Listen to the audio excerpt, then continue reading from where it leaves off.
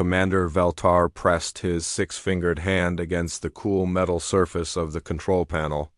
His large, dark eyes reflected the soft blue glow of the ship's displays. The bridge of the Zephyrian exploration vessel Starwind was quiet except for the gentle hum of the engines. Around him, his crew worked at their stations with the calm efficiency that came from years of deep space exploration. "Commander," called Lieutenant Zexra from the sensor station. Her voice carried a note of excitement that made Veltar's pointed ears twitch. "We are picking up something unusual from the third system ahead." Veltar turned his tall, thin frame toward her station. The Zephyrians were a peaceful race known throughout the galaxy for their advanced technology and careful exploration methods. They had made first contact with dozens of species over the past 1,000 years, always following proper protocols and safety measures. "What kind of readings?" Veltar asked as he walked across the bridge. His feet made soft clicking sounds on the metal floor. Zexra's fingers danced over her controls. "Energy signatures unlike anything in our database. The third planet shows signs of a highly developed civilization. But, Commander, the power levels we are detecting?" She paused and checked her readings again. "They are off the scale." The view screen at the front of the bridge flickered to life. It showed a distant star system with several planets orbiting around a yellow sun. The third planet from the star glowed with a blue and green light that reminded Veltar of his own homeworld. "Bring us closer," Veltar ordered. "But maintain a safe distance. We do not want to alarm any inhabitants before we know more about them." The Starwind moved smoothly through space. It was a beautiful ship, long and curved like a silver leaf. The Zephyrians had built it with the finest materials and most advanced technology their civilization could offer. It could travel faster than light, had shields that could protect against most weapons, and sensors that could detect life from millions of miles away. As they moved closer to the mysterious system, more details appeared on their screens. The blue-green planet was definitely inhabited. Cities sparkled on its surface like scattered jewels. But what caught Veltar's attention were the massive structures floating in space around the planet. "Those are space stations," whispered Zexra in amazement. "And ships, lots of ships." Veltar stared at the display. The orbital structures were huge, some larger than Zephyrian cities. The ships that moved between them varied in size from small fighters to massive vessels that dwarfed even the Starwind. But it was not just their size that worried him. It was the energy readings coming from them. "Science Officer Morden," Veltar called to another crew member. "Analysis of those vessels." Morden was the ship's expert on alien technology. His blue-green skin shimmered as he worked at his station. "Commander, these readings are troubling. The power output from some of those ships equals what we would expect from a military dreadnought. But they appear to be civilian vessels." "Civilian?" Veltar's voice carried surprise. "You mean those are not warships?" "According to the energy patterns, no. But their power cores are generating energy levels that most races only use for planet-to-planet warfare." Morden paused and ran another scan. "Commander, if these are their civilian ships, I do not want to imagine what their military vessels are capable of." Lieutenant Zexra suddenly straightened at her station. "Commander!" "I am picking up communication signals from the planet. They are using radio waves, laser communications, and something else I cannot identify. Can you translate their language?" "The ship's computer is working on it now. These beings seem to use multiple languages, but there is one that appears to be dominant for their space operations." Zexra listened to her earpiece for a moment. "The computer has found enough patterns to begin basic translation." "What do they call themselves?" Veltar asked. "They call themselves ... humans, and their planet is called Earth." The word humans made Veltar freeze. Something about that name seemed familiar, but he could not remember where he had heard it before. A cold feeling spread through his chest.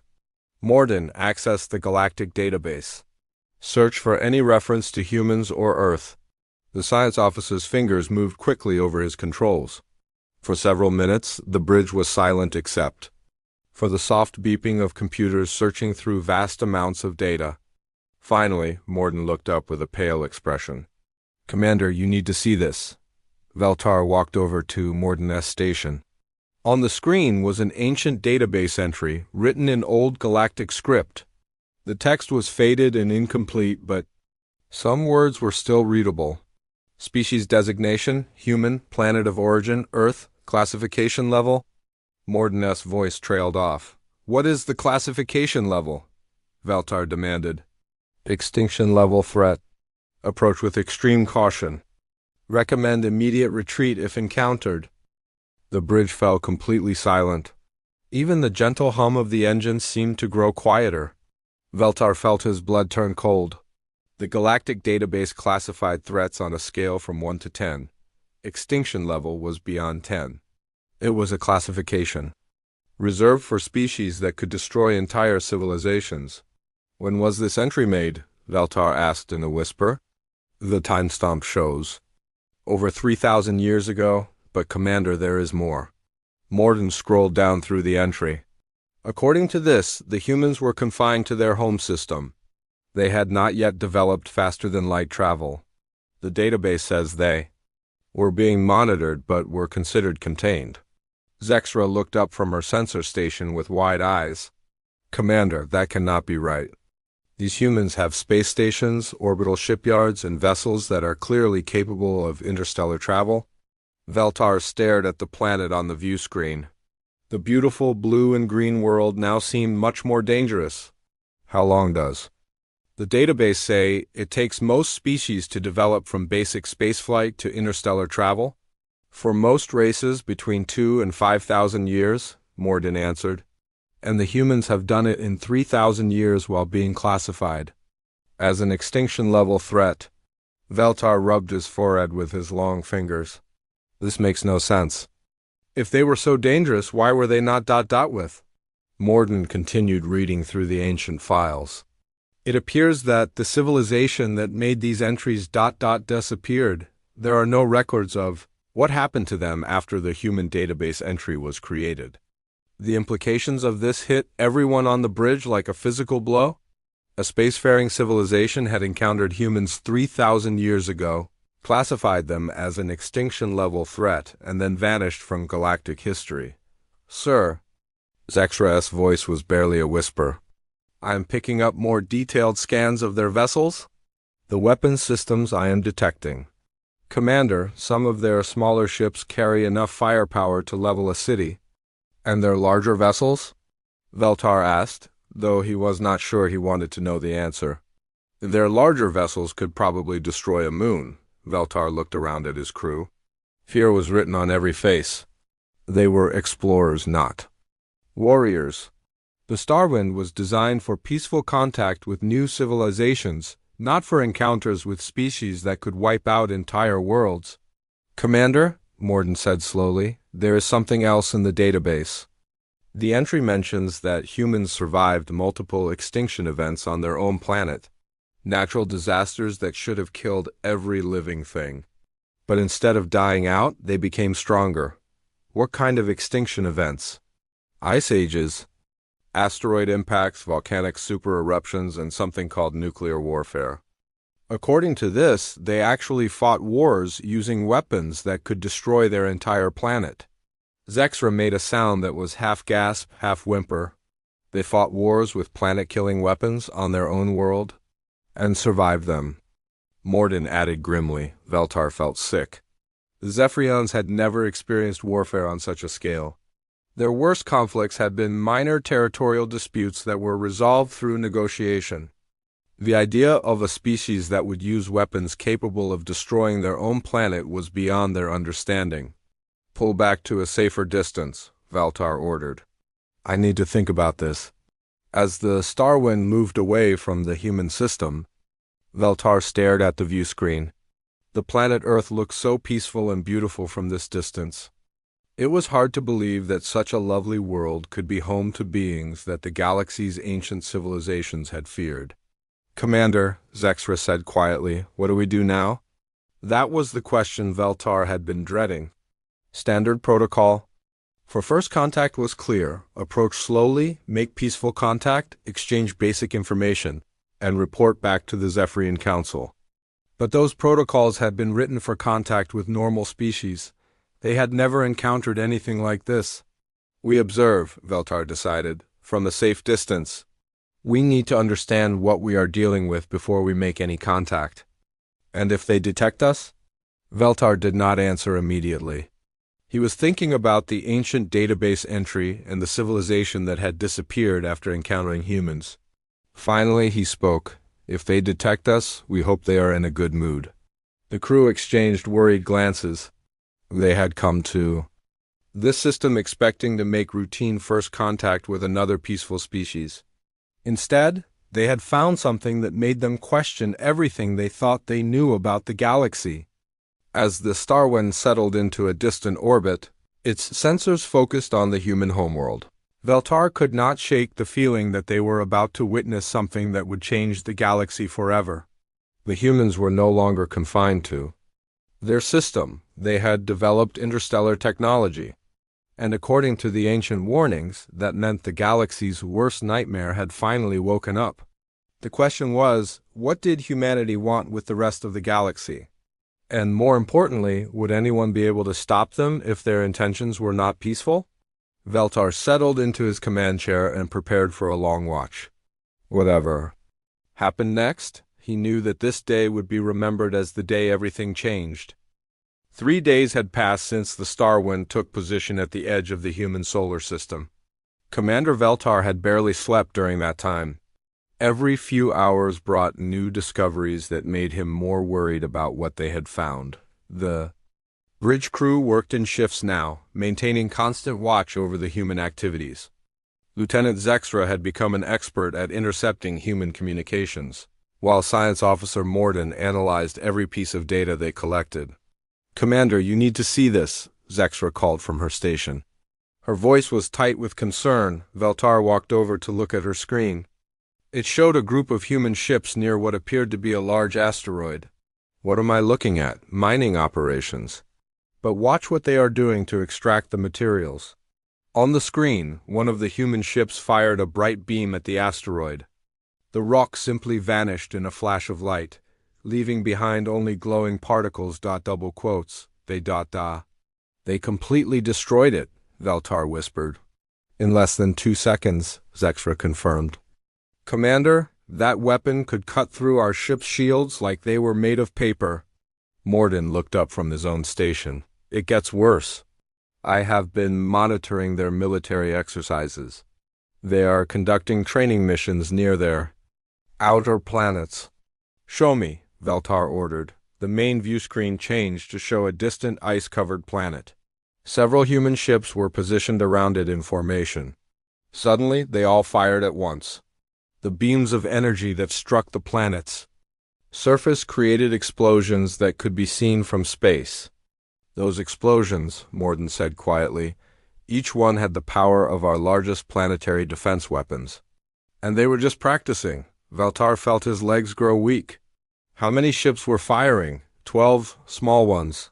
"According to our scans, those were what humans call training vessels." The bridge fell silent. If human training ships carried weapons that powerful, what did their real warships look like? "There is something else," Zextra said.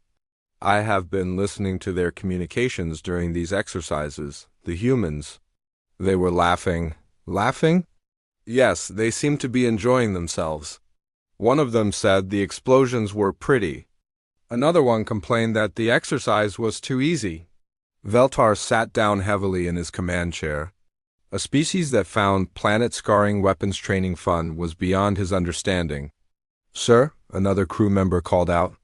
"We are receiving more intercepted communications. These appear to be civilian broadcasts. Put them on speaker."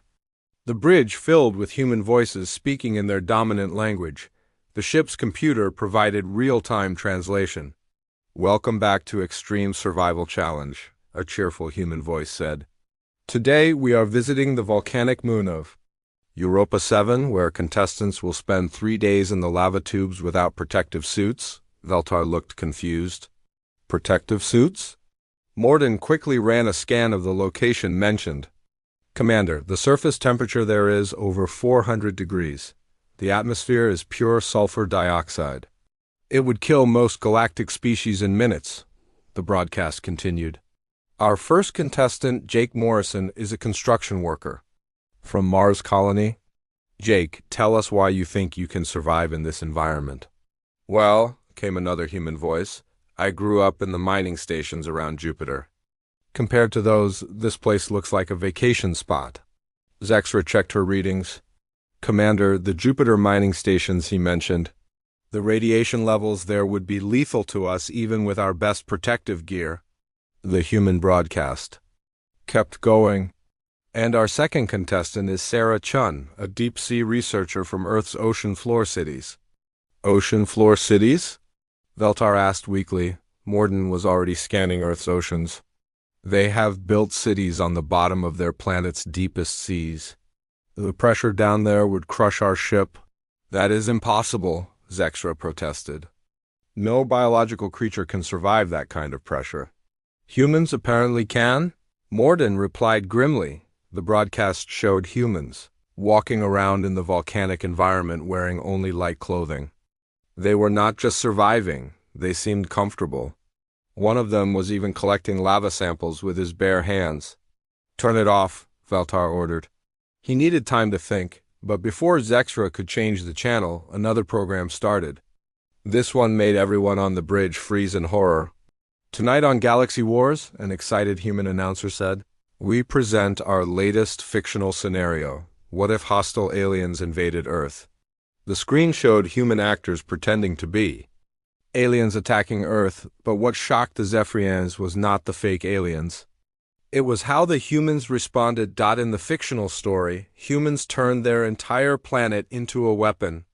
They used their weather control systems to create massive storms.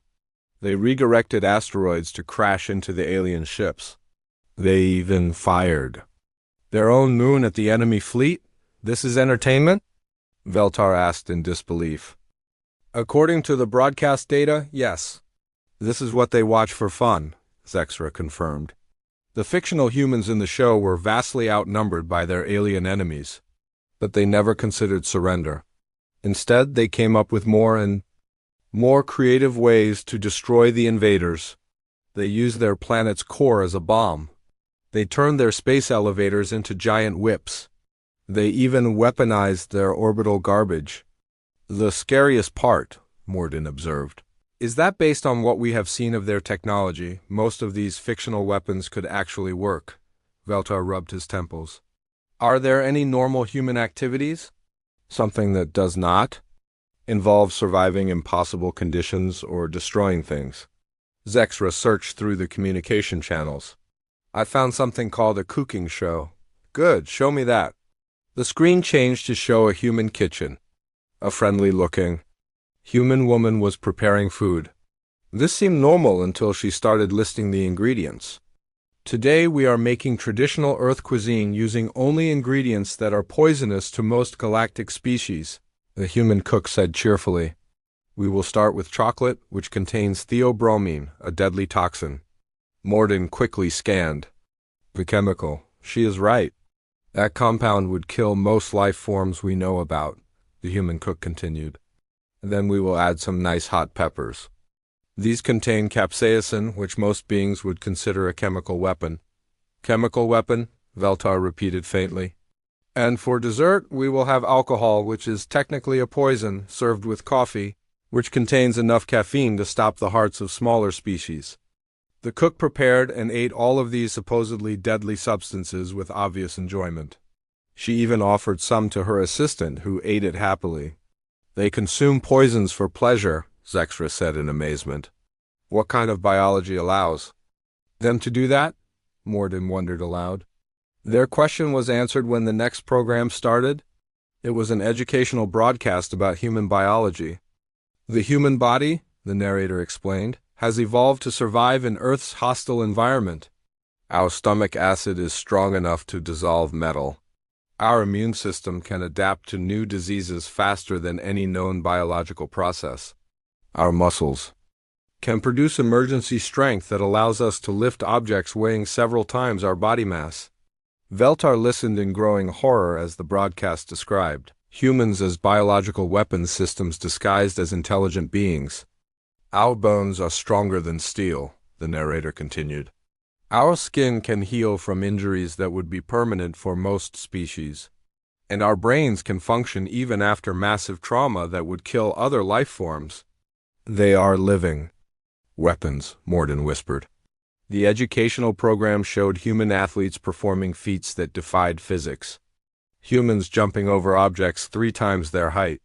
Humans running faster than most galactic species could drive their vehicles. Humans lifting weights that would require mechanical assistance for other beings. And this is their normal physical capability? Veltar asked. According to the broadcast, these are just recreational activities, Zexra confirmed. Suddenly, the communication system picked up an emergency broadcast from the human homeworld. The Zephyrian crew listened with growing alarm. This is Earth. Emergency command, a calm human voice announced. We have detected a large asteroid on collision course with the planet. Impact in 6 hours. All citizens, please remain calm while we implement standard deflection procedures. An asteroid impact, Zexra exclaimed. They need to evacuate. But the humans seemed remarkably unconcerned. Instead of panic, their communications showed excitement. Finally, something interesting this week, one human said. I hope they let us watch the deflection, said another. Veltar watched in amazement as human ships moved quickly to intercept the asteroid. But instead of using their powerful weapons to destroy it, they did something completely unexpected. They are capturing it, Morden announced in disbelief. The human ships surrounded the massive rock and began pushing it into a new orbit around their planet. Why would they want to keep a dangerous asteroid? Zexra asked. The answer came from the human communications. New asteroid successfully captured. Mining operations will begin next week. This should provide enough rare metals for the next 100 Mars colonies. They had turned a planetary disaster into a business opportunity. Sir, Morden said quietly, I have been analyzing their response time to this emergency. From detection to capture took them less than 6 hours. So? Commander, it would take our best ships 3 days just to reach that asteroid from their planet. They did it in 6 hours and captured it intact. Veltar stared at the screen showing the newly captured asteroid already being surrounded by human mining equipment. These beings treated extinction-level threats as minor inconveniences. I have found something else, Zexra announced. Historical records from their own databases. They have survived not just the disasters mentioned in our ancient files, but many more. How many more? In the last 1,000 years alone, they have survived 15 different global catastrophes. Ice ages, plague outbreaks, nuclear wars, asteroid impacts, supervolcano eruptions, and something called climate change. And each time, instead of being weakened, they became stronger and more advanced, Morden added. Veltar looked at his crew. 3 days of observation had shown them that humans were not just dangerous because of their weapons or technology. They were dangerous because they treated danger like entertainment. They lived in environments that would kill other species. They ate poisons for fun. They turned disasters into opportunities. Sir, Zexra said softly, what do we do with this? Information? Veltar stared at the beautiful blue planet on the screen. Somewhere down there, millions of these incredible, terrifying beings lived their daily lives, completely unaware that they were being watched by aliens who were slowly realizing they had discovered the galaxy's most dangerous species. We keep watching, he said finally. We need to understand them better before we decide anything. But deep in his heart, Veltar was beginning to suspect that understanding humans might be impossible. They were unlike anything the galaxy had ever seen, and soon they would be spreading to the stars. The question was no longer whether humans were dangerous. The question was whether the rest of the galaxy could survive their friendship. Commander Veltar stood in his private quarters, staring out the viewport at the distant human system. 7 days of observation had given him more nightmares than a lifetime of exploration. His crew was scared, and honestly, so was he. But as a Zephyrian commander, he had duties that went beyond his personal fears. The door chimed softly. "Enter," he called. Science Officer Morden stepped inside, carrying a datapad. His blue-green skin looked pale, and his large eyes showed the strain of constant worry. "Commander, I have completed my analysis of human technological development," Morden said quietly, "and it is worse than we thought. Based on their communication intercepts, humans achieved faster-than-light travel only 50 years ago. In those 50 years, they have built over 300 colonies across 12 star systems." Veltar felt his blood chill. "That is impossible. Most species take centuries to establish even one successful colony, not humans. They seem to prefer the most dangerous planets they can find. Worlds with deadly radiation, extreme gravity, toxic atmospheres. Places that would require massive terraforming for other species. Humans just move in and adapt." Veltar sank into his chair. "What are you recommending?" Morden hesitated. "Sir, I think we should leave. Report back to the Council that this system should be marked as off-limits. These beings are beyond our understanding." It was a tempting suggestion. Veltar could order the Starwind to jump to hyperspace right now. They could return to Zephyrian space and let someone else worry about the humans. But something held him back. "No," he said finally. "We are explorers. Our mission is to make contact with new species and learn about them. Running away is not the Zephyrian way." "But Commander, these are not normal aliens." They are intelligent beings," Veltar interrupted. "And until they actually threaten us, we have to assume they can be reasoned with." Morden looked doubtful but nodded. "What do you want to do?" Veltar made a decision that would change galactic history. "We make contact." The bridge erupted in worried voices when Veltar announced his plan. Lieutenant Zexra nearly dropped her datapad. Pilot Officer Kindle actually suggested that the commander might be suffering from space madness. "Sir," Zexra said carefully, "we have seen what these humans are capable of. Making contact could be extremely dangerous. Everything we do in deep space is dangerous," Veltar replied. "But we follow protocols. We approach peacefully, maintain safe distances, and communicate our intentions clearly." "And if they decide to attack us?" asked Tactical Officer Brenter. Veltar looked around at his crew. "Then we hope our shields hold long enough to escape." It was not a very comforting answer, but it was honest. "Sir," Morden said, "I have been monitoring their communications. The humans have been aware of our presence for the past 2 days." The bridge fell silent. "What?" Veltar asked. "Their deep space sensors detected us shortly after we arrived. They have been tracking our position and have identified us as an alien vessel. Why did you not tell me this sooner?" "Because their response has been unexpected. Instead of scrambling their military forces or declaring an alert, they have been sending us messages." "What kind of messages?" Zexra activated her console. "Welcome messages. Greetings in multiple languages. Mathematical formulas to show they understand we are intelligent. And invitations." "Invitations?" "They want to meet us." The messages have been friendly and excited. They seem genuinely happy that we are here. Veltar stared at the communication display. After everything they had observed about human capabilities, the last thing he had expected was a friendly welcome. "Show me these messages." The main screen filled with human transmissions.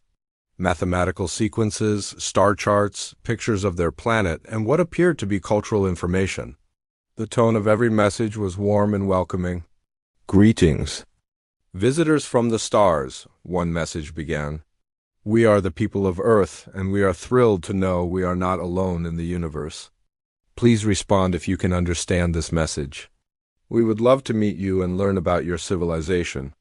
Another message said, "We know you might be cautious about contacting us. That is completely understandable. We promise we mean no harm. We just want to be friends." "Friends," Veltar repeated. After watching humans weaponize asteroids and survive in poisonous environments, the word seemed almost funny. "There is more," Zexra continued. "They have been broadcasting cultural information specifically for us. Music, art, literature. They want us to understand what their civilization is like. And what have you learned? That they are even more confusing than we thought. Their music ranges from beautiful harmonies to something they call heavy metal. That sounds like weapons fire. Their art includes everything from peaceful landscapes to images of war and destruction. And their literature ... Quote. What about their literature? They write stories about meeting aliens, thousands of them. Some stories show humans and aliens becoming friends and working together. But others show humans conquering the galaxy or fighting. Cosmic wars, Veltar rubbed his forehead. Do we know which type of story they prefer? Both, Morden answered. They seem to enjoy stories about peaceful cooperation just as much as stories about galactic conquest. I cannot determine which represents their actual intentions. This was the problem with humans, Veltar realized. They were completely unpredictable. They could be the galaxy's greatest threat or its best allies, and there was no way to know which until it was too late. Commander, Zexra said softly, I am receiving a new transmission. This one is different. How different? It is a direct communication addressed to us specifically. They're asking for a meeting. Veltar felt his heart rate increase. Put it on speaker. A clear human voice filled the bridge. The translation was smooth now, after days of the computer analyzing their language patterns. Greetings, travelers from beyond our star system. This is Ambassador Sarah Chun of the United Earth Coalition. We have been monitoring your presence in our outer system and want to extend a formal invitation for first contact. We understand you may have concerns about meeting an unknown species, so we suggest a neutral meeting location between our worlds. We can bring a small diplomatic vessel to meet with your ship. Please respond if you are interested in peaceful contact. The transmission ended, leaving the bridge in silence. They have an ambassador, Veltar said wonderingly. They are prepared. For this, of course they are, Morden muttered. They have probably been planning for first contact since they developed space travel. What do we do? Zexra asked. Veltar thought about the ancient database warnings. He thought about the civilization that had disappeared after encountering humans. He thought about the weapons demonstrations and survival shows his crew had witnessed. Then he thought about his duty as a Zephyrian explorer. Send a response. Tell them we accept their invitation for a meeting. Sir, Brenter protested. This could be a trap. It could be, Veltar agreed. But it could also be the most important first contact in galactic history. We have to take the risk. Within an hour, the details were arranged. The humans suggested meeting at a location halfway between their outer planets and the star winds. Position. Both sides would bring one ship. The humans promised to come unarmed and asked the Zephyrians to do the same. Unarmed, Brenter laughed bitterly. We have seen their mining equipment. They do not need weapons to destroy us.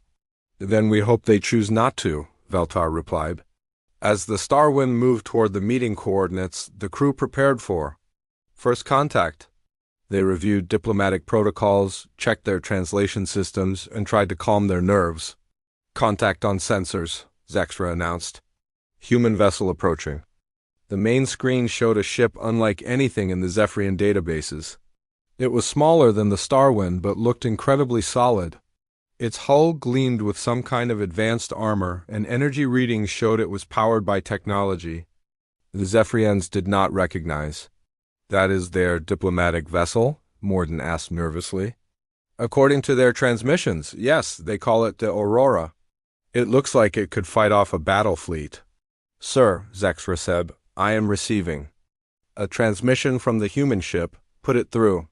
Zephyrian vessel, this is Ambassador Chun aboard the Aurora. Thank you for agreeing to this meeting. We are truly excited about this historic moment. May we come aboard your ship, or would you prefer to visit ours? Veltar considered the options. Letting armed humans aboard his ship seemed dangerous, but visiting their vessel might be worse. We will host the meeting aboard our ship, he decided. You may send a small delegation. Understood. We will send 3 representatives.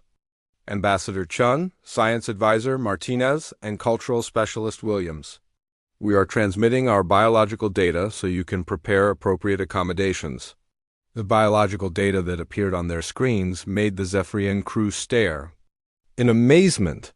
Human muscle density was twice that of most galactic species. Their bone strength was off the charts. Their immune systems were incredibly robust. And their physical endurance ratings were beyond anything in the databases. They are sending us their physical specifications, Morden observed. Most species keep that information classified. Maybe they are trying to be transparent, Veltar suggested hopefully. Or maybe they are showing off, Brenter muttered. A small shuttle detached from the Aurora and approached the Starwind. It was sleek and fast, moving with precision that showed advanced pilot training. Shuttle requesting. Permission to dock, Zexra announced. Veltar took a deep breath. Permission granted. As the human shuttle settled into the Starwind's docking bay, Veltar gathered his courage. In a few minutes he would be face to face with representatives of the species that ancient civilizations had feared. The species that turned disasters into opportunities and treated planet-killing weapons as tools. Sir, Zexra said quietly, the humans are ready to come aboard. Then let us make history, Veltar replied, trying to sound more confident than he felt. The docking bay doors opened and 3 humans stepped aboard the Starwind. They were smaller than Veltar had expected, but moved with a fluid grace that spoke of perfect physical condition. They wore simple diplomatic uniforms and carried no visible weapons. But as Veltar watched them walk toward the reception area, he could not shake the feeling that he was welcoming the galaxy's most dangerous predators aboard his ship. The humans smiled and looked completely harmless. That, Veltar thought, was probably the most terrifying thing of all. The conference room aboard the Starwind had been prepared for the most important meeting in Zephyrian history. Commander Veltar sat across from the 3 human representatives, trying to keep his hands from shaking. The humans looked so normal, so peaceful, that it was easy to forget what his crew had observed over the past week. Ambassador Sarah Chun was a middle-aged human woman with kind eyes and a warm smile. She wore a simple blue uniform with no visible weapons or armor. Next to her sat Dr. Miguel Martinez, a younger human male who carried what appeared to be scientific equipment. The 3rd human, Professor Lisa Williams, had brought several data storage devices that she said contained cultural information. Commander Veltar, Ambassador Chun began, thank you so much for agreeing to this meeting. This is truly a historic day for both our species. The pleasure is ours, Veltar replied, though his voice was tighter than he intended. We are always excited to meet new civilizations. Dr. Martinez leaned forward eagerly. We have so many questions about your people. How long have you been traveling the stars? How many other species have you encountered? What is your homeworld like? The enthusiasm in the human's voice seemed genuine, but Veltar could not forget what he had learned about human capabilities.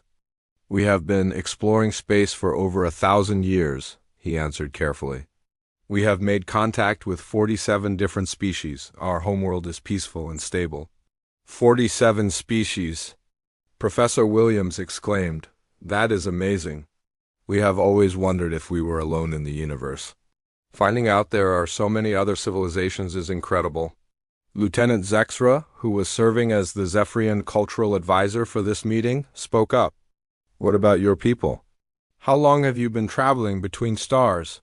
Only about 50 years, Ambassador Chun replied with what seemed like pride. We are still very new to interstellar travel.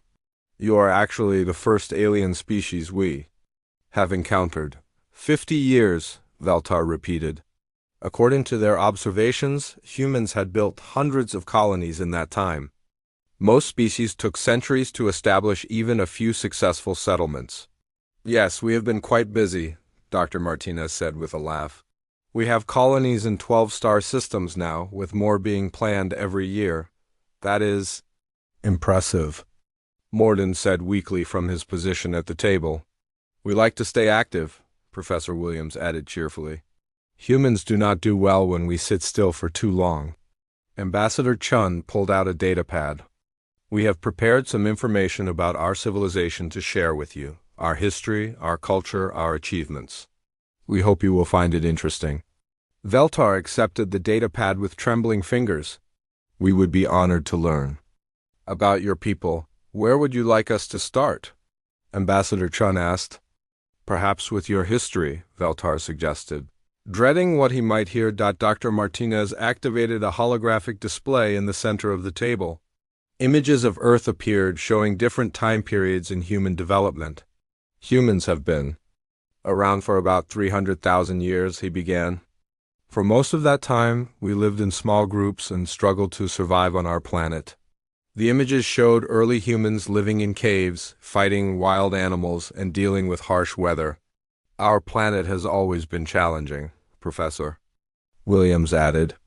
Ice ages, volcanic eruptions, asteroid impacts, disease outbreaks, we have faced extinction many times. But we always survived, Ambassador Chun said with obvious pride. Every challenge made us stronger and more adaptable. The holographic display showed human civilization growing and developing. Cities being built, technology advancing, population spreading across the planet. About 12,000 years ago, we developed agriculture, Dr. Martinez continued. This allowed us to build permanent settlements and start developing more complex societies. Veltar watched the images with growing unease. The human cities were massive, covering huge areas of their planet. The population numbers Dr. Martinez mentioned were staggering. How many humans live on Earth now? Zexra asked. About 12 billion, Ambassador Chun replied casually. The Zephyrian crew exchanged worried glances. Their own homeworld had a population of only 2 billion, and that was considered quite crowded. 12 billion, Veltar repeated faintly. Oh, that is nothing compared to our colony worlds, Professor Williams said cheerfully. Some of our newer planets have populations growing much faster. The Mars colonies alone have over 1 billion people now. You have 1 billion people living on Mars? Morden asked in disbelief. Mars is actually one of our easier colonies, Dr. Martinez explained. The gravity is reasonable and the atmosphere is not too bad once you get used to it. Now, the Europa stations, those are challenging. Living under all that ice and dealing with the radiation from Jupiter.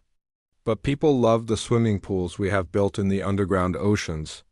Veltar tried to imagine swimming in the radioactive oceans beneath Europa's ice. The thought made him feel sick. Let me show you some of our other achievements, Ambassador Chun said, changing the holographic display. The new images showed human technology and accomplishments. Massive space stations, incredible machines, and engineering projects that defied belief. This is our orbital ring around Earth, Dr. Martinez said proudly. It provides clean energy for the entire planet and gives us a launch platform for deep space missions. The ring was enormous, completely encircling the planet like a metal moon. The energy output readings that appeared with the image made Veltar dizzy, and this is our weather control system, Professor Williams added. We can create or stop storms, redirect hurricanes, and even trigger controlled volcanic eruptions for mining purposes. You trigger volcanic eruptions on purpose? Zexra asked weakly. Only small ones, Ambassador Chun assured her. We learned how to do it safely after the Yellowstone incident. Yellowstone incident? Veltar did not want to ask, but he had to. No, about 200 years ago, a supervolcano erupted on Earth, Dr. Martinez explained. It nearly caused an ice age and killed millions of people. But we learned from that experience, and now we use controlled eruptions to prevent bigger disasters. The casual way the humans discussed millions of deaths was deeply disturbing to the Zephyrian crew. Their species had not experienced a disaster that large in their entire recorded history. What about your military? Morden asked nervously. Do humans have armies? The three humans exchanged glances. We do have defense forces, Ambassador Chun said carefully. But we prefer to focus on peaceful activities like exploration and colonization. Our defense forces are mainly for protecting our colonies from natural disasters, Dr. Martinez added. Space is dangerous, with asteroids, radiation storms, and hostile environments. We need to be prepared. Professor Williams activated a new set of images. These are some of our defense platforms around the outer colonies. Veltar stared at the holographic display in horror. The human defense platforms were massive structures bristling with weapons that could level continents. Each platform was larger than most space stations. Those are for defense? He asked weakly. Well, you never know what you might encounter in deep space, Ambassador Chun said with a smile. We like to be prepared for anything. Have you ever encountered hostile life forms? Zexra asked. Not yet, Dr. Martinez replied. But we have found some very dangerous environments. The mining colonies around black holes, for example. The gravitational forces there are incredible, but the energy we can harvest is worth the risk. You mine around black holes? Mordeneth's voice was barely a whisper. Only the smaller ones, Professor Williams said cheerfully. The big ones are too dangerous even for us. Veltar felt like his world was spinning. These humans talked about mining black holes the way his people talked about harvesting fruit from trees. Perhaps we could tell you about some of our cultural achievements, Ambassador Chun suggested, sensing the Zephyrians' distress. Yes, please, Veltar managed to say. Professor Williams activated a new display showing human art, music, and literature. We have a very rich cultural tradition. Music, painting, sculpture, dance, theater, literature. Humans are naturally creative beings. The art was beautiful, but even it reflected the human obsession with extremes. Paintings of massive storms, sculptures carved from meteor fragments. Music that ranged from delicate melodies to sounds that resembled explosions. This is a symphony composed to celebrate the terraforming of Venus, Dr. Martinez said as strange music filled the room. The composer used actual recordings of the atmospheric processes to create the rhythm. The music sounded like a planet being torn apart and rebuilt. To human ears it was apparently beautiful. To the Zephyrians it sounded like the end of the world. And this, Professor Williams said excitedly, is a poem written by one of our most famous authors. It is about the beauty of supernovas. She began to recite the poem, which described exploding stars as cosmic flowers blooming in the darkness. The language was lovely, but the subject matter was terrifying. Do all human artists focus on such dramatic subjects? Zexra asked carefully. Oh no, Ambassador Chun laughed. We also write about peaceful things, love stories, family life, quiet moments. But humans do seem drawn to big events and powerful forces. I think it comes from living on a world that has tried to kill us so many times. Your planet tried to kill you? Veltar asked. Earth is what we call a death world, Dr. Martinez explained. High gravity, dangerous weather, poisonous plants and animals, natural disasters, disease outbreaks. Most life forms that evolve there either become very tough or they die out. And humans became very tough, Professor Williams added with pride. The meeting continued for several more hours. The humans shared more information about their civilization, their technology, and their plans for the future.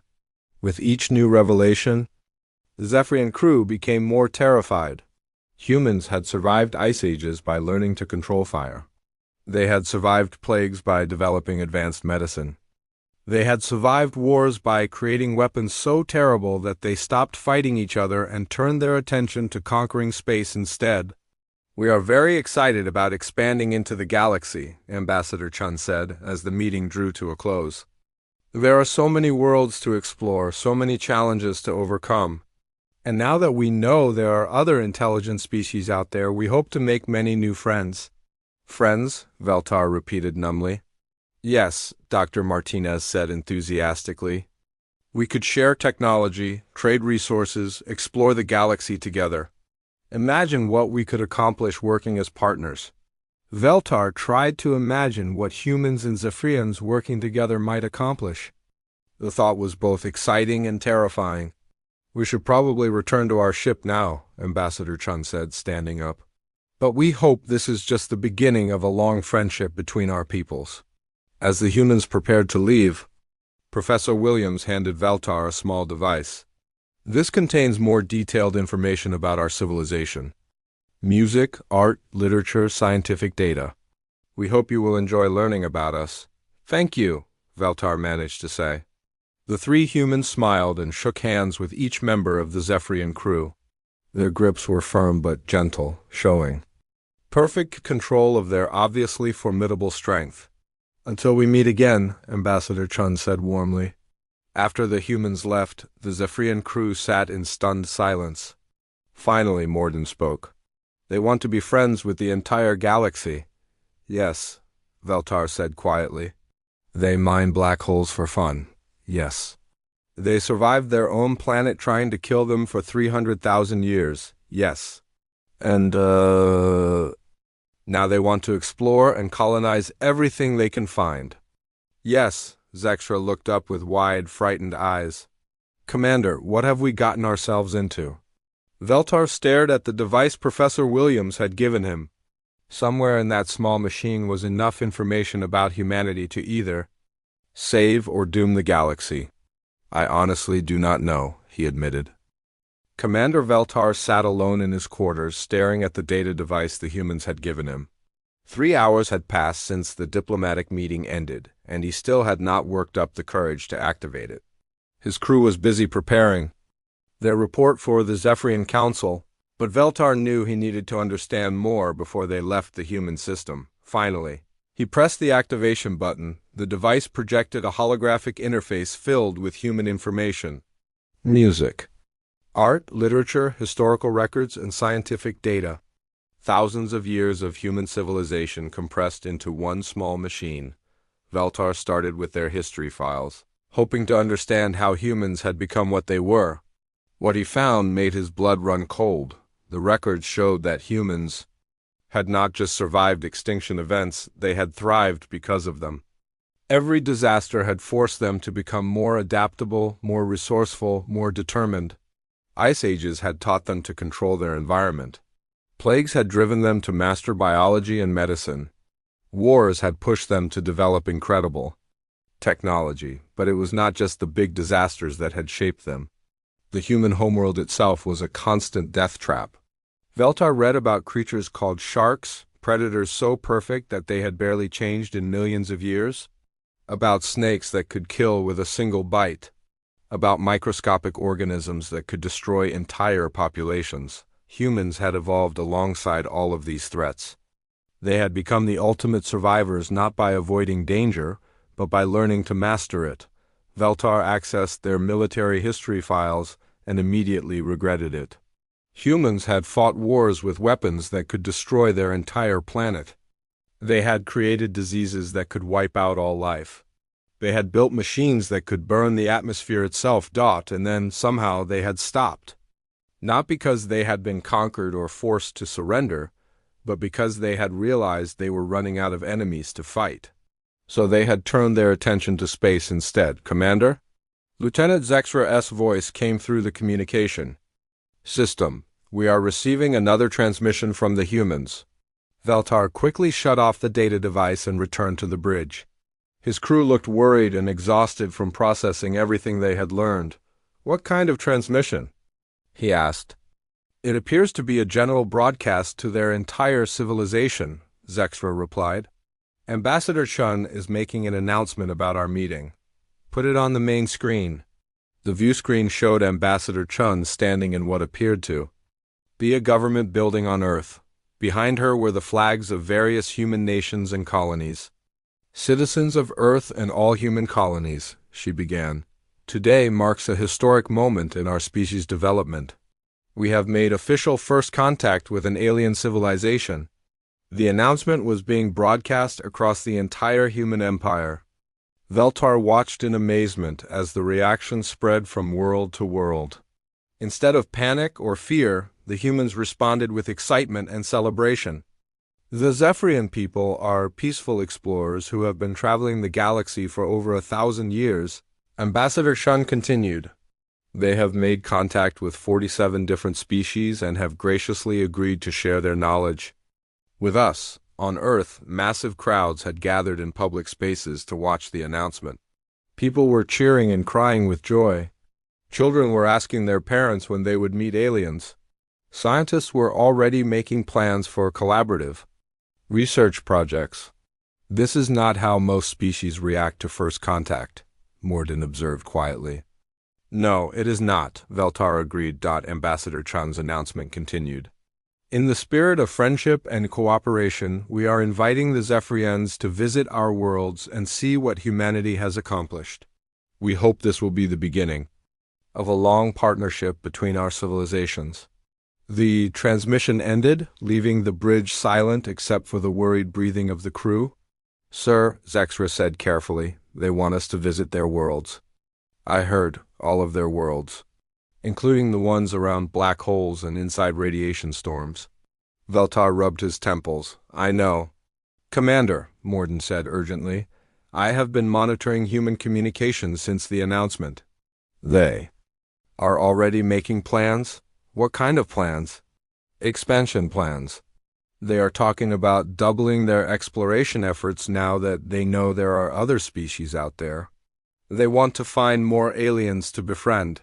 The word befriend had taken on an ominous meaning over the past week. Sir, Brenter called from the tactical station, I am detecting massive movement throughout the human empire.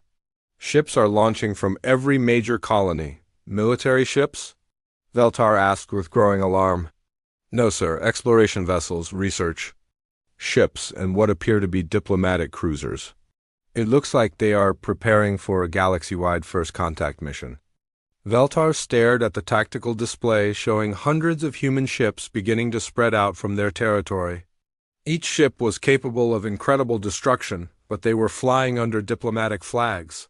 They are going to look for more aliens, Zexra whispered. And they are going to find them, Morden added grimly. Veltar made a decision that terrified him. Access the deepest archives in our database. Use my command codes. I want to know everything about the ancient warnings regarding humans. Morden's fingers flew over his controls. Commander, accessing those files will require. He stopped suddenly. Sir, I found something. A hidden archive that I missed before. Show me. The main screen filled with ancient text written in multiple galactic languages.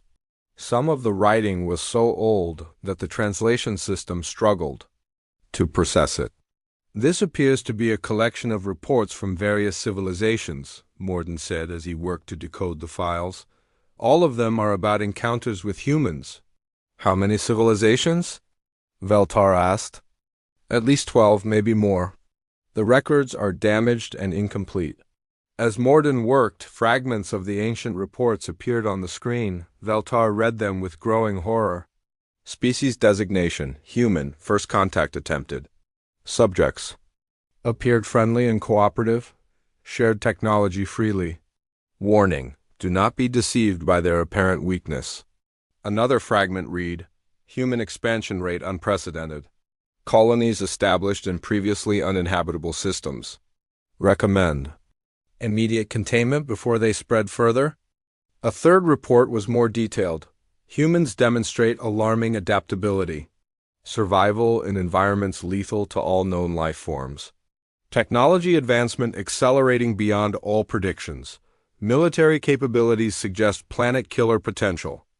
But it was the final report that made Veltar's heart stop. Emergency warning to all galactic civilizations. The humans have broken containment. Repeat, the humans are no longer confined to their home system. They have achieved faster-than-light travel decades ahead of projections. Evacuation of border systems recommended. This is our final transmission. When was that last report made? Veltar asked in a whisper. 52 years ago, Morden replied. Right around the time humans achieved interstellar flight, Zexra added. Veltar felt the pieces of the puzzle falling into place. The ancient civilizations had not just encountered humans, they had tried to contain them. And when containment failed, those civilizations had either fled or been absorbed into human space. Sir, Brenter reported, the human exploration fleet is beginning to leave their territory. I count over 200 ships heading in different directions. Where are they going? Everywhere. They appear to be conducting a systematic search of every star system within 50 light-years of their borders. Veltar stared at the tactical display. The human ships were spreading out like seeds from a flower, carrying humanity's deadly friendship to every corner of the galaxy. "Commander," Zexra said urgently, "we are receiving a priority transmission from the Zephyrian homeworld." "Put it through."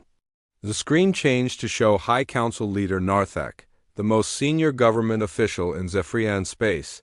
His usually calm demeanor was replaced by obvious panic. "Commander Veltar," Narthek said without preamble, "return to Zephyrian space immediately. We have received reports from multiple border systems about unknown ships approaching their territories." "Unknown ships?" Veltar asked, though he already knew the answer. "Large, heavily armed vessels flying diplomatic flags. They are broadcasting friendship messages in languages we have never heard before. Commander, these ships match the energy signatures you reported from the human system." Veltar closed his eyes. It was happening exactly as the ancient warnings had predicted. The humans were no longer content to stay in their own territory. They were coming to make friends with everyone. "How many ships?" he asked. "At least 50 that we know of." "And Commander, they are not just approaching Zephyrian space.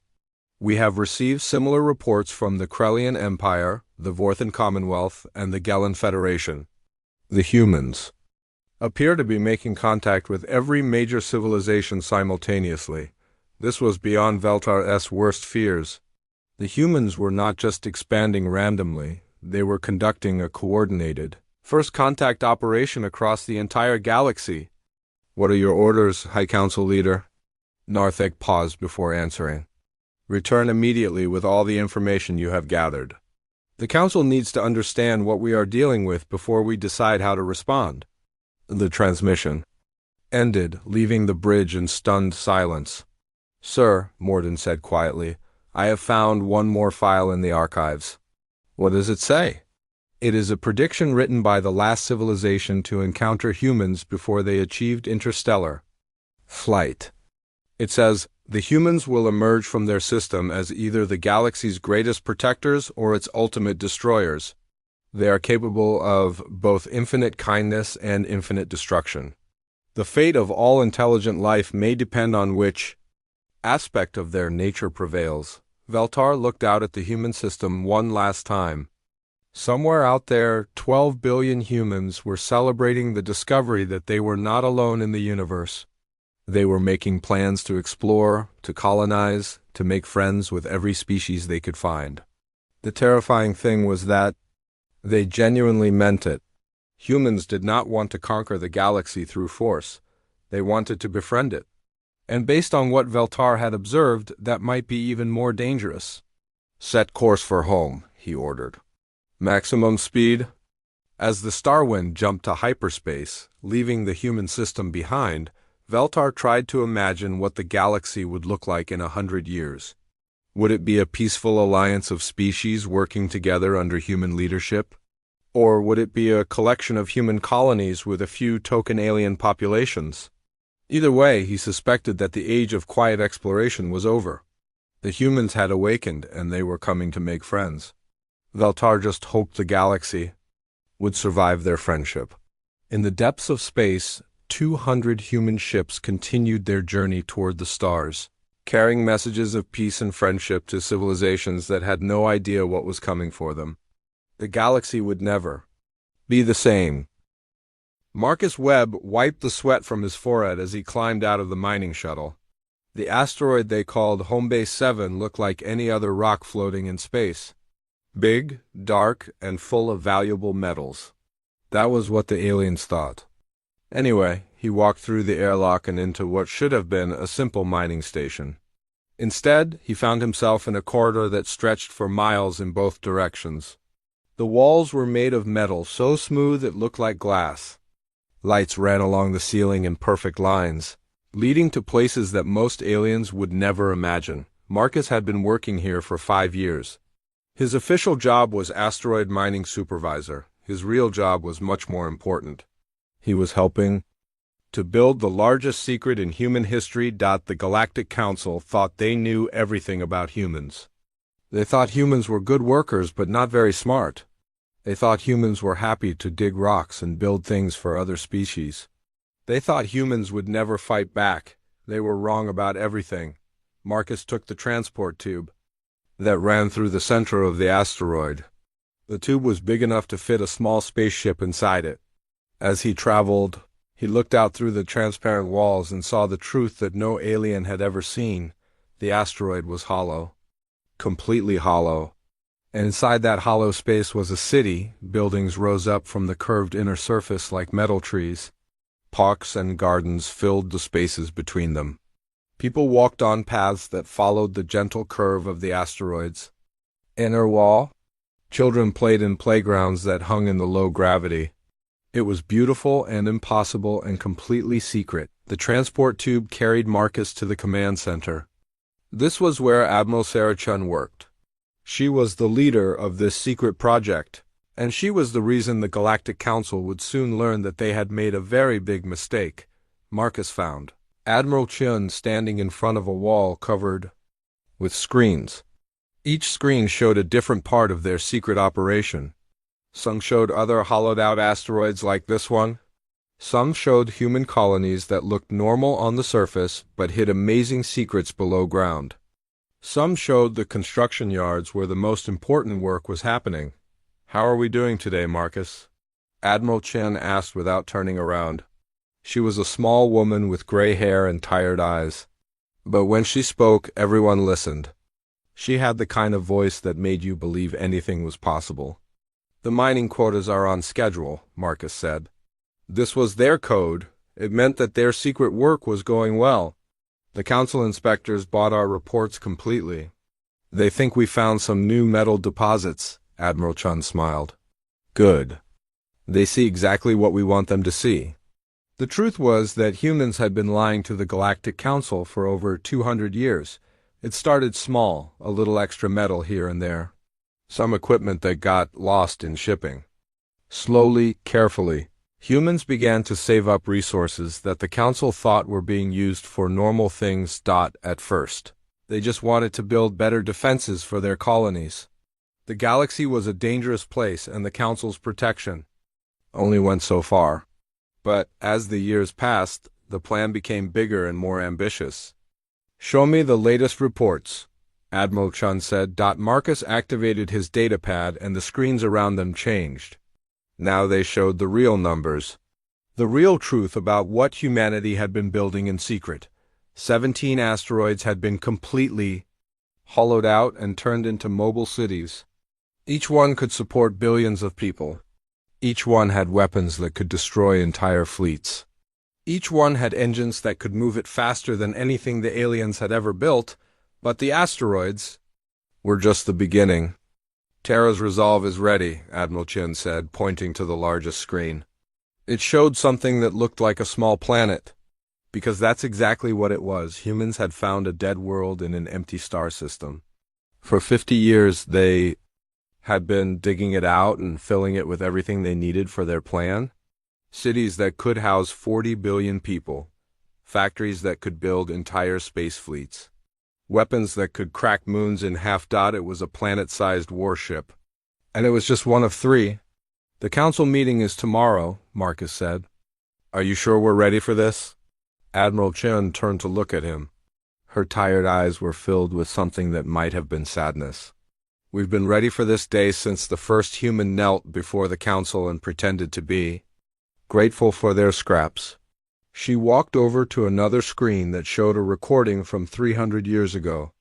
A human diplomat bowing low before a group of aliens who looked down at him like he was some kind of pet. The aliens were tall and proud. The human looked small and weak. "That man's name was David Kim," Admiral Chun said. "He was my great-great-grandfather." And while he was bowing and smiling and acting grateful, he was memorizing everything. The aliens' weaknesses. Their ship designs. The locations of their homeworlds. He came home and helped start the greatest deception in galactic history. Marcus watched the old recording and felt anger building in his chest. For 3 centuries, humans had been treated like servants. They were given the worst jobs and the most dangerous missions. They were told where they could live and what they could build. They were never allowed to forget that they were the newest and weakest species in the galaxy. But they were not weak, they were patient. Every human who worked in alien shipyards memorized the designs, Admiral Chun continued. Every human who served on alien ships learned their weaknesses. Every human diplomat who smiled and bowed came home with new intelligence. For 300 years we learned everything about them while they learned nothing about us. The screens around them showed the fruits of that patience. Hidden factories on dozens of worlds. Secret research stations in empty star systems.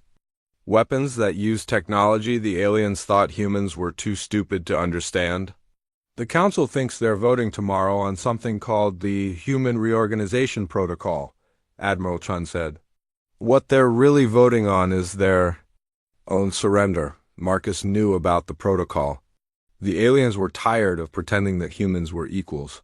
They wanted to make it official that humans were servants. They wanted to take direct control of all human colonies and make sure humans never got ideas above their station. It was the excuse humanity had been waiting for. Signal all units, Admiral Chun ordered. It's time to stop hiding. The command went out across the galaxy. On dozens of worlds, in hundreds of star systems, humans received the same message. 300 years of preparation were about to pay off. Marcus watched the screens as the secret came to light. Asteroids that had looked empty suddenly came alive with lights and movement. Dead worlds revealed themselves to be massive ships. Mining stations dropped their disguises and showed their true purpose as military bases. The galaxy was about to learn that humanity had been building an empire in secret. An empire designed not to conquer, but to survive. Do you think it will work? Marcus asked. Admiral Chen smiled, but it was not a happy smile. The Council has always thought that power comes from having the biggest weapons. They're about to learn that real power comes from having the best plan. She pointed to a screen that showed the Zephyrian Grand Fleet moving toward Earth. The aliens were confident and proud, flying in perfect formation toward what they thought would be an easy victory. They had no idea that they were flying into a trap that had been 3 centuries in the making. They're about to learn that humans are very good at keeping secrets, Admiral Chun said, and we're even better at patience. Marcus felt a mix of excitement and fear as he watched the alien fleet approach. Tomorrow, everything would change. The galaxy would learn that the quiet, hard-working humans had been planning something amazing all along. The age of pretending was over. The age of truth was about to begin. Admiral Chun turned away from the screens and walked toward the observation deck. Through the transparent walls, they could see other asteroids in the distance. Each one was home to millions of humans who had lived their entire lives in secret, waiting for this moment. Tomorrow we stop being their servants, she said quietly. Tomorrow we remind the galaxy that humanity did not come this far just to bow to anyone. Marcus nodded and followed her to the observation deck. In the distance, he could see Terra's resolve beginning to move. The planet-sized ship was leaving its hiding place and heading toward the core worlds of the galaxy. It was time for the Galactic Council to meet the real humanity. And it was time for everything to change. Admiral Kethver stood on the bridge of his flagship, watching the tactical display with growing confusion. The Zephyrian Grand Fleet was approaching the Sol system, expecting to find the usual collection of human orbital stations and mining platforms. Instead, his sensors were showing something impossible. "Admiral," his tactical officer called out, his voice tight with worry. "We're detecting 3 large objects moving in formation toward our position." Kethver walked over to the sensor station. His 4 arms moved quickly over the controls as he tried to make sense of what he was seeing. The objects were massive, bigger than anything he had ever encountered in 40 years of military service. "How large?" he asked. "Sir, they appear to be approximately 12,000 kilometers in diameter each." Kethver's mandibles clicked nervously. That was impossible. Nothing that large could move through space at the speeds his sensors were detecting. The largest ships in the Zephyrian fleet were barely 10 kilometers long. "Are they natural objects? Asteroids, perhaps?" The tactical officer shook his head. No, sir. They're showing clear signs of artificial construction, and they're accelerating directly toward us in perfect formation. Kethfer felt a cold fear growing in his stomach. In all his years serving the hegemony, he had never encountered anything that challenged their complete understanding of space warfare. The Zephyrians were the dominant military power in the galaxy. Their ships were faster, stronger, and more advanced than anything other species could build, but these objects were beyond anything in their databases. "Sir, we're receiving a transmission," the communications officer announced. "It's coming from the lead object. The signal is being broadcast on all frequencies across the entire galaxy." "Put it on screen," Kethfer ordered. The main view screen flickered and then showed the image of a human woman. She appeared to be middle-aged with graying hair and calm eyes. She was sitting in what looked like a command center, but the scale was all wrong. The room behind her seemed to stretch for kilometers in every direction. "To the members of the Galactic Council," the woman began, her voice clear and steady. "My name is Admiral Sarah Chun of the Human Defense Fleet. For 300 years you have treated humanity as your servants." Kethfer felt his blood run cold. This was impossible. Humans didn't have admirals. They barely had a space fleet at all. They were miners and builders, not warriors. "You have limited our growth," Admiral Chun continued. "You have restricted our technology. You have treated our worlds as your personal resource extraction sites. Today that ends." The camera pulled back to show more of the command center. Kethfer could see hundreds of humans working at stations that covered the floor like a metal ocean. The technology around them was advanced beyond anything the Zephyrians possessed. "We are not your miners," Chun said, her voice growing stronger. "We are not your servants. We are humanity, and we have been preparing for this day since the moment we first knelt before your council." The view changed to show the exterior of the massive object Chun was speaking from. Kethfer gasped as he realized what he was looking at. It was not a ship, it was a planet. An artificial planet covered in cities and weapons and defensive systems that glowed with their own light. "This is Terra's Resolve," Chun announced. "She is our flagship and home to 40 billion human souls, but she is not alone." The view pulled back further to show the other two massive objects. Each one was the same size, each one covered in the lights of countless cities. And as Kethfer watched in horror, more contacts began appearing on his sensors. "Across the galaxy," Chun continued, 17 more vessels like these are revealing themselves. Each one carries between 10 and 40 billion people. Each one is capable of defending itself against any threat. Each one represents the will of humanity to be free. Kethfer's tactical officer was frantically updating the sensor displays. New contacts were appearing throughout the galaxy. Massive objects emerging from asteroid fields, from the dark spaces between stars, from nebulae where no one had thought to look. "This is impossible," Kethfer whispered. "Where did they get the resources, the technology?" "Sir," his intelligence officer spoke up, his voice shaking. "I'm reviewing our files on human industrial output for the past 3 centuries. If these numbers are accurate, they've been lying to us about everything. The mining quotas, the manufacturing reports, the population counts. All of it," Admiral Chun's voice continued from the speakers. "Every human who worked in your shipyards was learning your designs. Every human who served on your vessels was studying your weaknesses.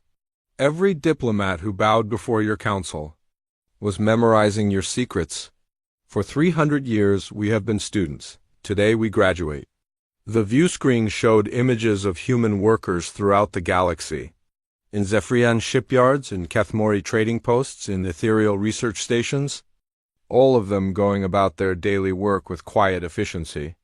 All of them gathering intelligence that would eventually build these impossible ships. "You thought we were weak because we did not fight," Chun said. "You thought we were stupid because we did not argue.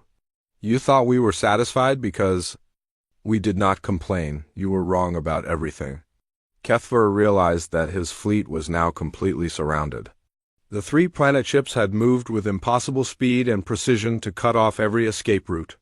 His sensors showed that each one was bristling with weapons that his computers couldn't even identify.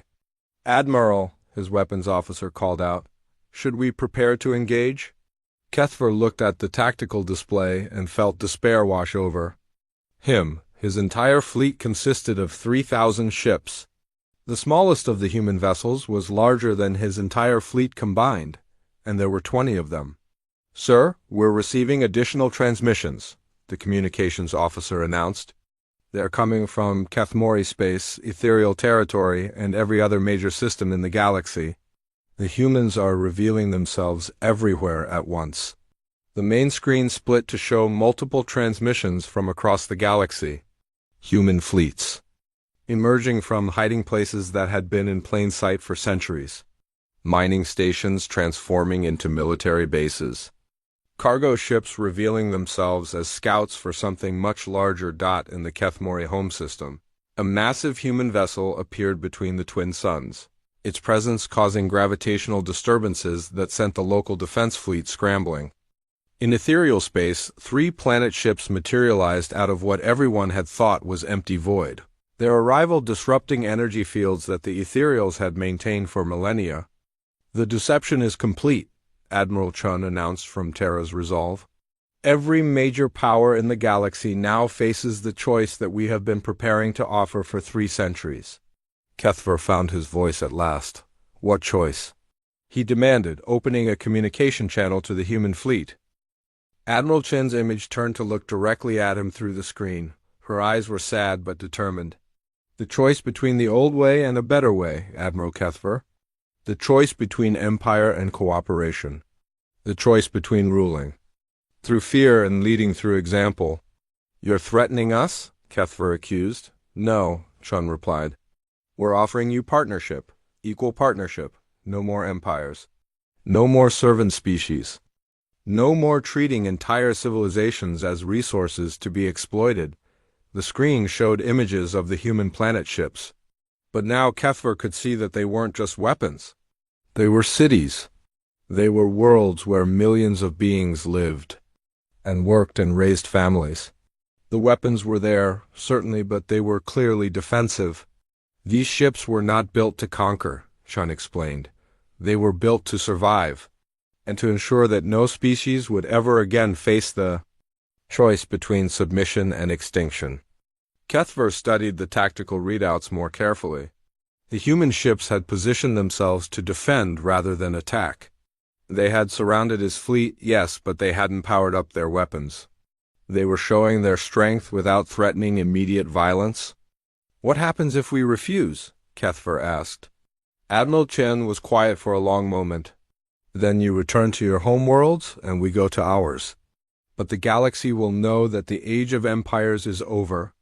Any species that tries to subjugate another will find themselves facing the combined fleets of humanity and every other species that chooses cooperation over domination." The communications officer spoke up again. "Sir, we're receiving reports from across the galaxy. The Syndicate's main battle fleet has been completely surrounded. The Ethereal Collective's core systems are reporting multiple human vessels in their space. Every major power is receiving the same message."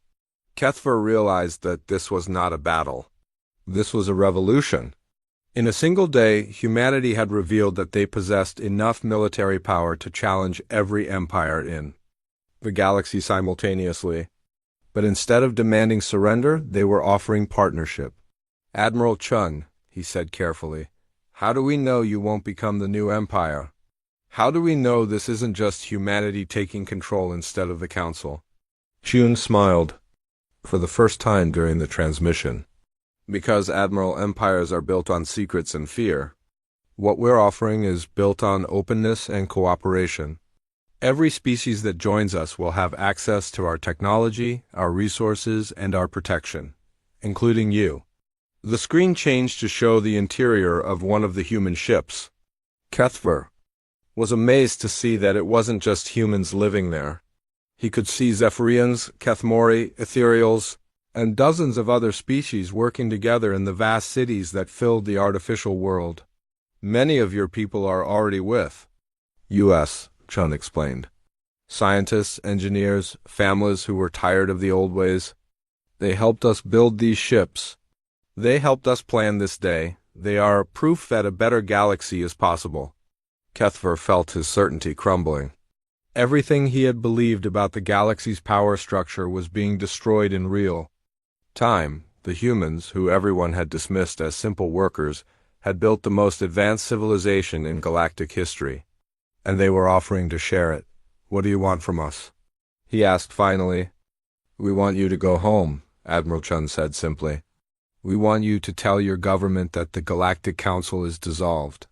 We want you to tell them that humanity invites the Zephyrian hegemony to join a new confederation where every species has an equal voice, and if they refuse, then they refuse, but they will do so knowing that the age of ruling through superior firepower is over. The strongest military in the galaxy now belongs to the species that believes in cooperation, instead of conquest." Kethver looked around his bridge at his officers. They were all staring at the displays showing the impossible human fleet. 3 centuries of Zephyrian military dominance had just ended in a single day. "Admiral Chun," he said slowly, "I think my government will want to hear your proposal."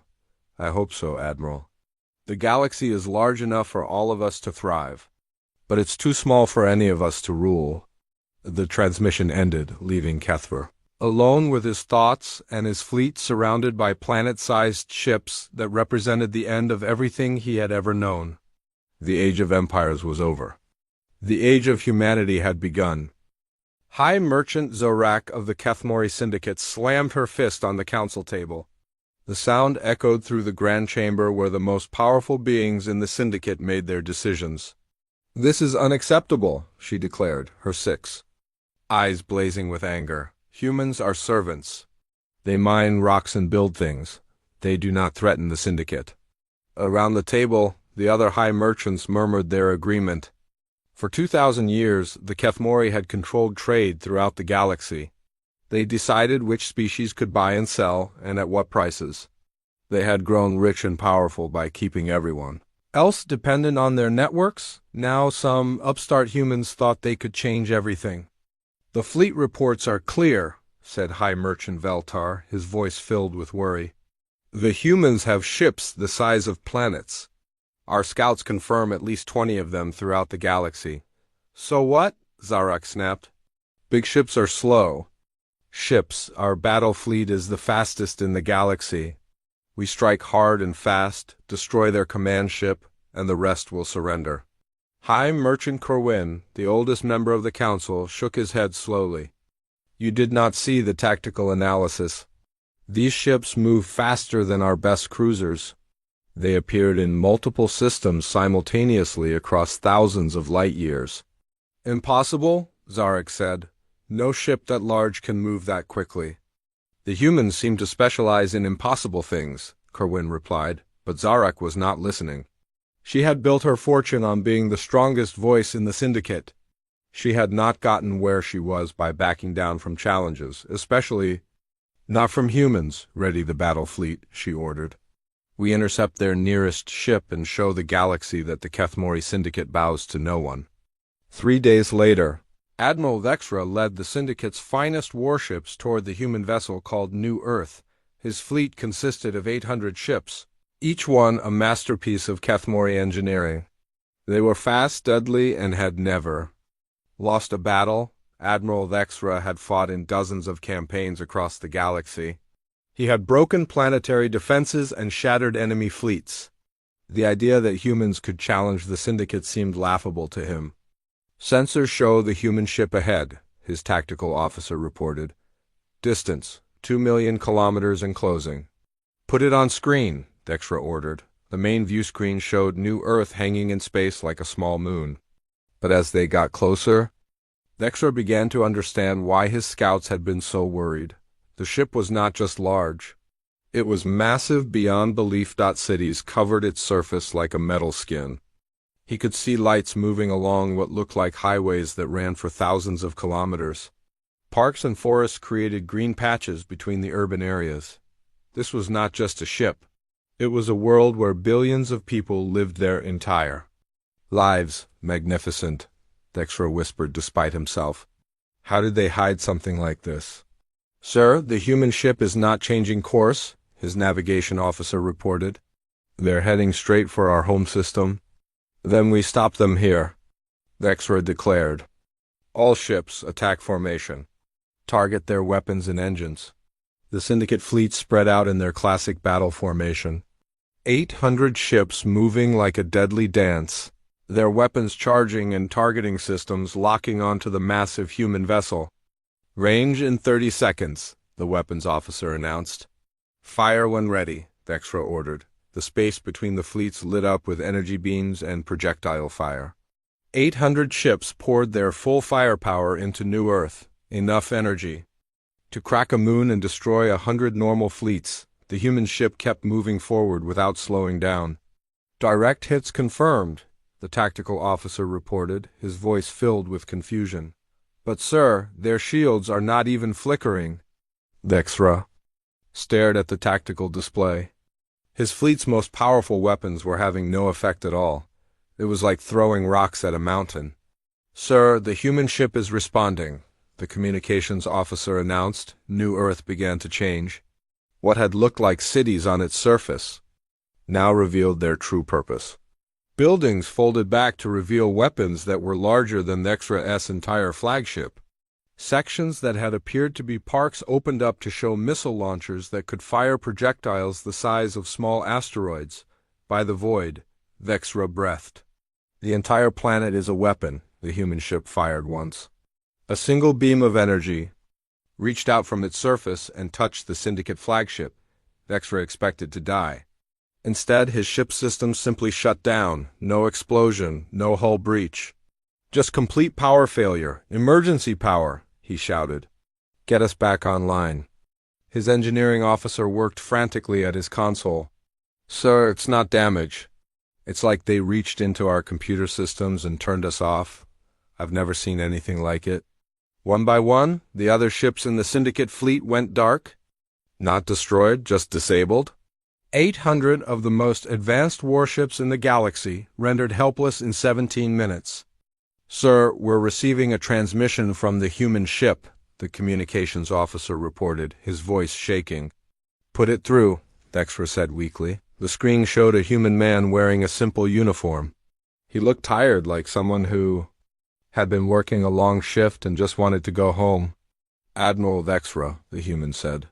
My name is Captain Rodriguez of New Earth. Your ships are disabled, but not harmed.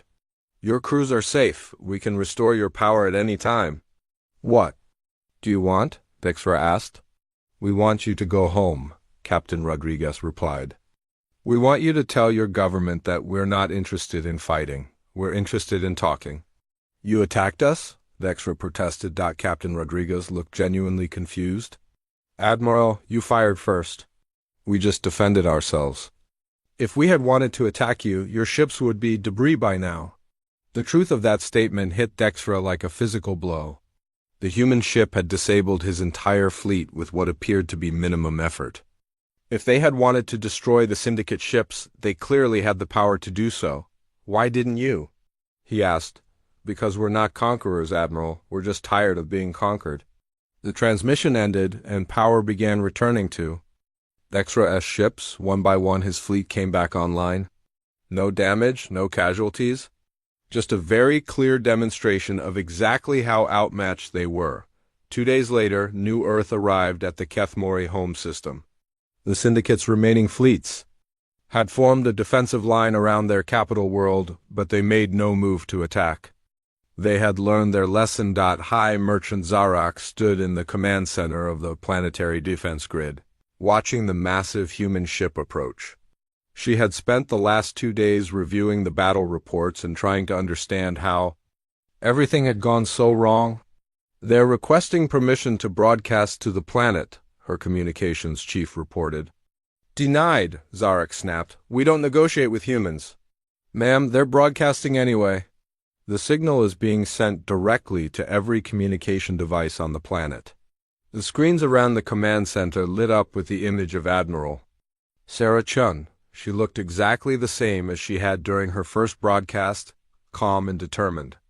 People of the Kethmori Syndicate, she began. We come to you not as conquerors, but as neighbors.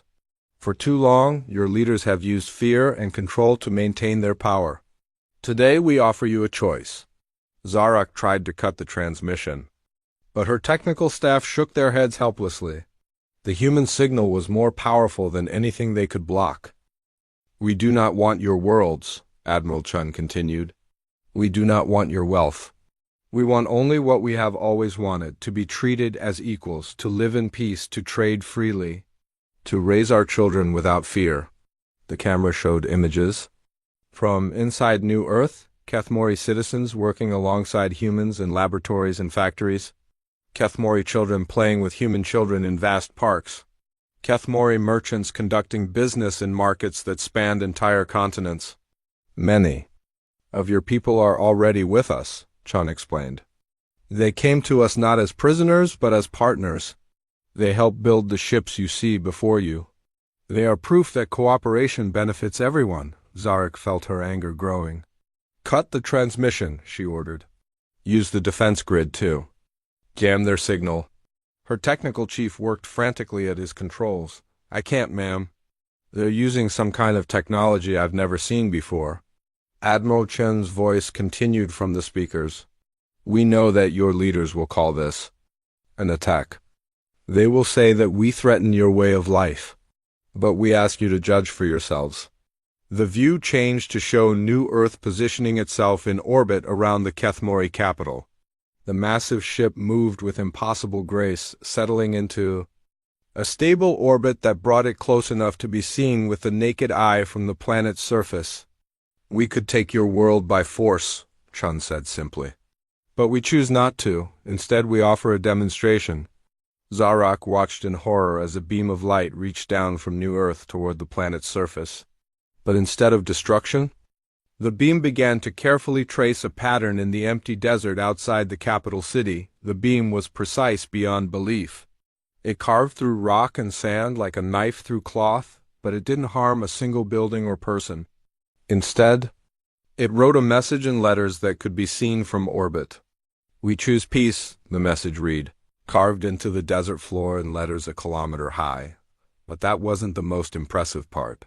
As Zarek watched through the defense grid's cameras, she realized that the human beam had not just carved.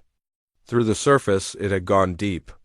Deeper than should have been possible. How deep does that carving go?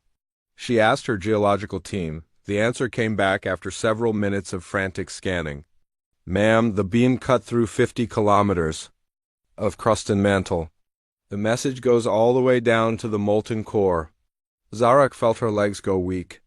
The humans had just demonstrated that they could reach through an entire planet like it was made of paper. They could have carved right through the capital city, through the government buildings, through everything the Syndicate had built. Instead, they had chosen to write a message about peace. Admiral Chun's voice came from the speakers one last time. Hi, Merchant Zarak, we know you are listening. We know you are afraid, but we are not here to destroy you. We are here to offer you the chance to be part of something better. The choice is yours. You can continue to rule through fear and control. You can try to fight us with weapons that cannot touch us. Or you can join us in building a galaxy where every species has the chance to prosper. The transmission ended, leaving Zarak alone with her thoughts and the impossible reality of what she had just witnessed. Outside her window, New Earth hung in the sky like a second moon. A constant reminder that the galaxy had changed forever. 3 hours later, High Merchant Zarak did something that no leader of the Kethmori Syndicate had ever done before. She surrendered. The message went out across the galaxy within minutes. The Kethmori Syndicate, one of the oldest and most powerful empires in known space, had formally recognized human authority and requested to join their confederation. It was the first surrender. But it would not be the last. The demonstration had worked. The galaxy was learning that humanity's greatest weapon was not their impossible ships or their advanced technology. It was their choice to use mercy instead of force, and that choice was changing everything. The ethereal collective had existed for over 10,000 years. They were beings of pure energy who lived in stations floating in the deep void between stars. For millennia, they had considered themselves above the petty conflicts of physical species. They did not need planets or resources. They did not wage wars over territory or wealth. They simply existed, observing and occasionally sharing their vast knowledge with species they deemed worthy. Elder Lamthara drifted through the central chamber of Station Prime, her energy form flickering with concern. The reports coming in from across the galaxy were disturbing. Physical species were surrendering to humans. Entire empires were collapsing overnight. It should not have mattered to the ethereals. Physical conflicts were beneath their notice. But the humans were not behaving like a typical conquering species. They were not demanding tribute or territory. They were